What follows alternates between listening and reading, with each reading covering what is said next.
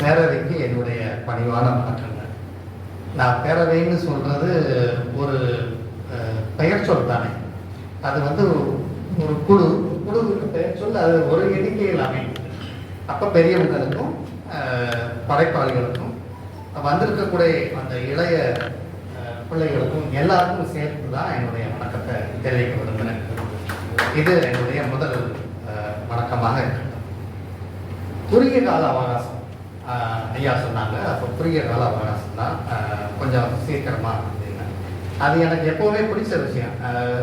கட்டுறது கேட்டது நன்று. இந்த விழாக்களுக்கு வரும்போது மற்றவங்க பேசுறது கேட்கறது எனக்கு ரொம்ப பிடிக்கும். அதனால நான் எப்பவுமே சரி சுருக்கமா அப்படி எப்பவுமே மருத்துவ பேச்சுக்கள்ல நீண்ட பேச்சுக்கள் அது வேற வேற ரூபங்கள்ல. அப்போ இந்த நிகழ்வுல என்ன, நான் ஒரு வெண்பா விற்பனர் அல்ல. நான் வந்து ஆர்வம் உண்டு, அவ்வளவுதான். இது எனக்கு அளிக்கப்பட்ட பணி என்னன்னா, இது பற்றி கருத்துரை வழங்குமாறு சொல்லப்பட்டிருக்கிறது. கருத்துரை ஒரு வழி நிகழ்வாக நான் நினைக்கிறேன். அதற்கு பதிலாக இரு வழியாக இடையிலே சில வினாக்களையும் கலந்துரையாடலாம் கூட கொள்ளலாம். அதையும் சுருக்கமாகவே செய்து விடுவது. அப்போ இந்த இதுல வந்து இதை நான் எப்படி பார்க்கறேன்னா, இது வந்து ஒரு இல்லத்துல சுவை பார்க்கும் நிகழ்வு ஒன்று நடக்கும். அம்மா சமைச்சாங்கன்னா பிள்ளைகளுக்கு, சின்ன பிள்ளை கடைசி பிள்ளைக்கு தான் கொடுப்பாங்க. அது பொதுவாக எதை கொடுப்பாங்கன்னா காரத்தை கொடுக்க மாட்டாங்க, இனிப்பை தான் கொடுப்பாங்க. இனிப்பை சமைச்சு அப்போ கொடுத்துட்டு நல்லா இருக்கா அப்படின்னு கேட்பாங்க. நல்லா இருக்கா அப்படின்னு. அதோட அர்த்தம் வந்து அவன் வந்து இதுல உப்பு கம்மி, இது தூக்கல் அப்படி சொல்றதுக்காக இல்லை, நல்லா இருக்குன்னு சொல்றதுக்காக. அந்த விதத்துல தான் நான் வந்து இந்த வெண்பா நிகழ்வுல இவங்கெல்லாம் விற்பனர்கள் சொல்லேர் உழவர்கள் அவங்க சமைச்சு கொடுத்தது எனக்கு எல்லாமே இனிப்பா தான் இருக்கு. ஆனால் இது திகட்டு நிகழ்வு 400 தனிப்பட்ட ஒரு இனிப்புகளாக தான் நான் பார்க்குறேன். அதனால அதை நான் வந்து என்ன அனுமதிச்சிங்க பேசிக்கிட்டே இருக்க போறேன் சாயந்தரம் வரைக்கும் ஒவ்வொரு வெண்பாவையும். அதுவும் இயலாத காரியம். அதனால அதையும் சுருக்கிடலாம்னு நினைக்கிறேன். அப்போ இதுல எதை எடுத்து எப்படி பேசலாம் அப்படின்னு எனக்கு ஒரு வழி வேணும் இல்லையா? அந்த வழிக்கு எப்படி இருக்கலாம்னு நினைச்சேன். அப்போ வந்து ஈற்றடியால தான் இயம்பப்பட்டது எல்லாமே அது கொடுத்ததுனால அதுவே ஒரு 396 இருக்கு. அப்புறம் வெண்பா இனிமைக்குன்னு ஒரு 2 இறுதிகள் விதிக்கப்பட்டிருக்கு. நிறைவுறவாக ஒரு 4, மொத்தம் 402. அப்போ அதுல எதையில இருக்கிறது அது முடியாத காரியம். சரி, தலைப்பு வழியாக பார்த்தா ஒரு 10-11 தலைப்புகள் இருக்கு. அப்ப எந்த தலைப்பு எடுக்கிறது? ஒவ்வொன்றுக்கும் ஒன்று எடுத்தா 11 வெண்பாவை பேசணும். அதை விட்டுட்டு சரி 19 இவங்க இருக்காங்க, அவங்க எல்லாம் படைச்சிருக்காங்க, ஒருத்தரை எடுத்து ஒருத்தரை விட்டாலும் கஷ்டம். அதனாலதான் அவைய நான் சொன்னேன் ஒரு குழு. அதனால நான் எதை எடுத்து சொன்னாலும் அது எல்லாரையும் குறிப்பதாகத்தான் அமையும்னு வேண்டி வந்து கேட்டுக்கிறேன். அப்படியே எடுத்து கொள்ளலாம். அப்படி அந்த மாதிரி நிகழ்வுகள் எடுக்கும்போது நான் படிச்சப்போ நான் பார்த்தது என்னன்னா, ஒவ்வொரு அந்த கவியை இயற்றின புலவர்களையும் ஒரு புகழேந்தியையும் ஒரு ஒட்ட குதிரையும் பார்க்கிறேன் நான். ஒரு இந்த நிலைப்பாடு அந்த நிலைப்பாடுமே அவங்க படைச்சிருக்காங்க. அதனால அவர் ஐயா நீங்க சொன்னீங்க புகழேந்தி, வெண்பாவின் புகழேந்திங்கிறது மரபு தான். அதே மாதிரிதான் காலமேக புலவருக்கு அதே மாதிரி அவருக்கு வசைபாட காலமேகம்னே கூட பேர் இருக்குன்னு நான் நினைக்கிறேன். ரைட். வெண்பா புகழேந்தி என்றால் அதற்கு முதலாக நல்ல சொல்ல வேண்டியது குரல் வெண்பா படைத்த திருவள்ளுவர் ஆரம்பிக்கணும். ஆனா நான் ஔவையார இந்த சபைக்கு ஒரு வம்புக்குன்னே இழுத்துக்கலாம்னு இருக்கிறேன். ஏன்னா முன்னுரை வந்து நம்ம தலைவர் அவங்க வெண்பா வந்து எவ்வளவு கடினம், அது புலிக்கு இணையானது, அதை மடக்குவது எப்படின்னு ஔவையார் எப்படி சொன்னாங்கன்னு நீ முன்னுரை எழுதியிருந்தீங்க. நான் நீ நினைக்கிறேன் அதனால ஈட்டடை கொடுத்தால் எதிர்வினை ஆற்றியவர்களுக்கு நன்றின்னு. எதிர்வினை தான் இல்லைன்னு மறுக்கல, அது ரியாக்ஷனுக்கு உண்டான தமிழ் பதம் நினைக்கிறேன். ஆனா இது நான் இப்படி நினைக்கிறேன், ஒரு குழுவாக நீங்கள்லாம் ஆற்றினது ஒரு சேர்வனி, இது எதிர்வினையாக நான் அப்படி வேணா வச்சுக்கலாமா? அப்படி வச்சுக்கிட்டா எதிர்வினையும் சேர்வினையும் சேர்ந்த வினையாகவே கொள்ளலாம். இப்போ என்னுடைய கடமை என்னன்னா, இதில் இருக்கக்கூடிய எல்லாத்தையும் படித்து உங்களுக்கு வாசித்து காட்டுறது அல்ல.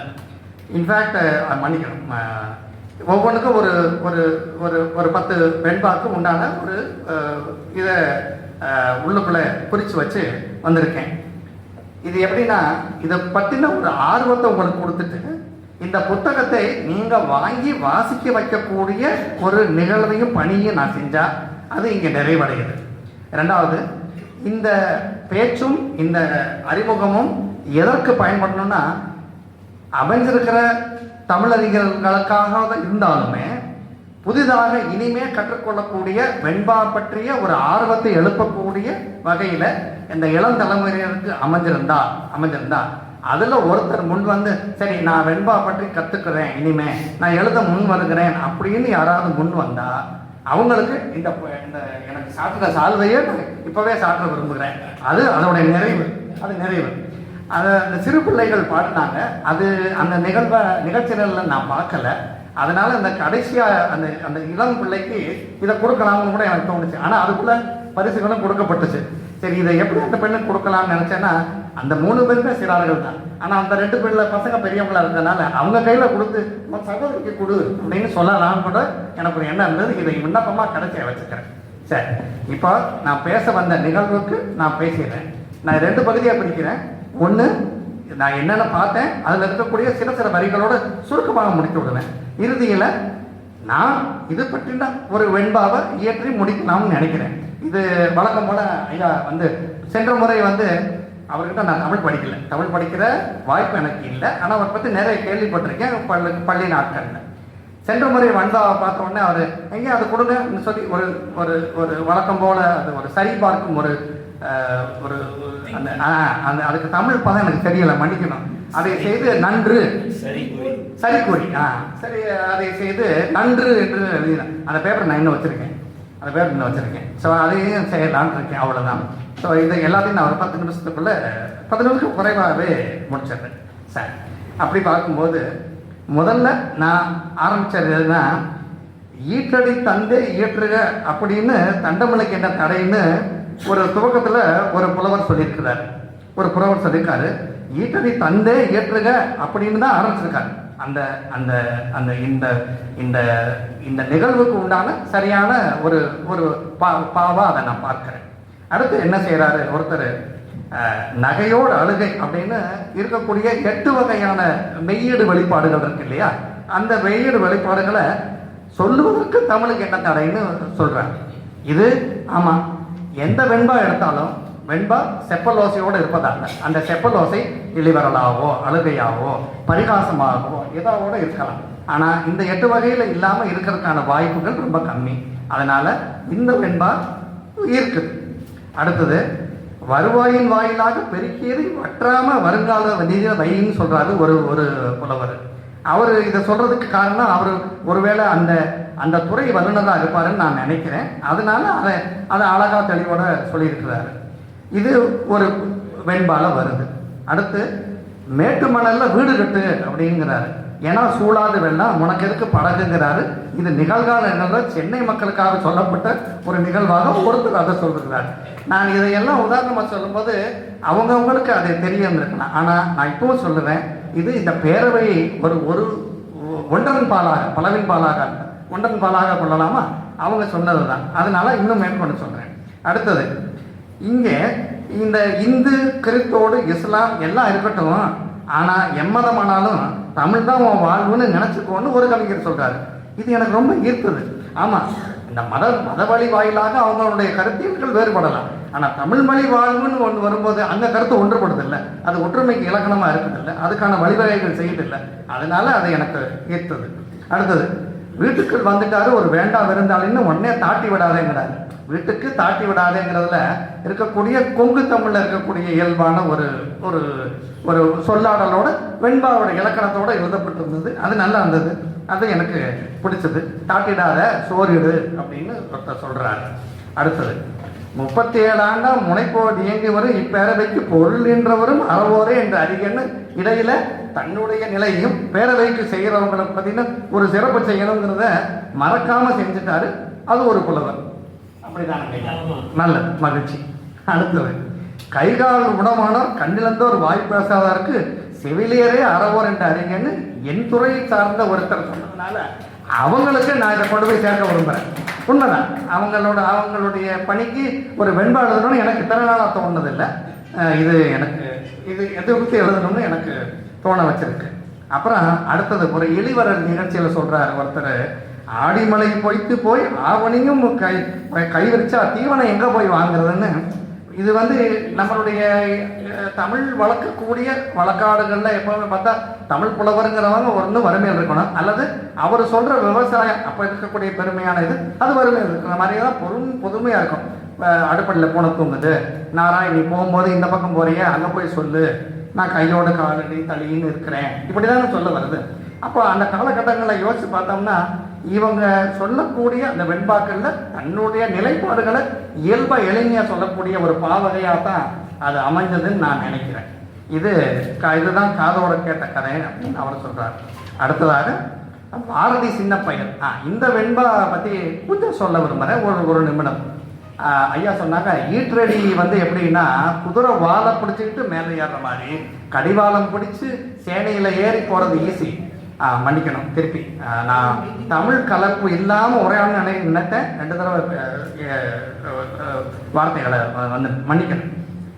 பாரதி சின்ன பையன்கிறது அந்த அந்த அந்த பாடலை பற்றி இவர் சொல்கிறாரு. பாரதி சின்ன பையனா ஆசான் அறிவை வென்ற கல்வி என்றே அறிகிறார். அந்த இது எனக்கு நினைவு வருது.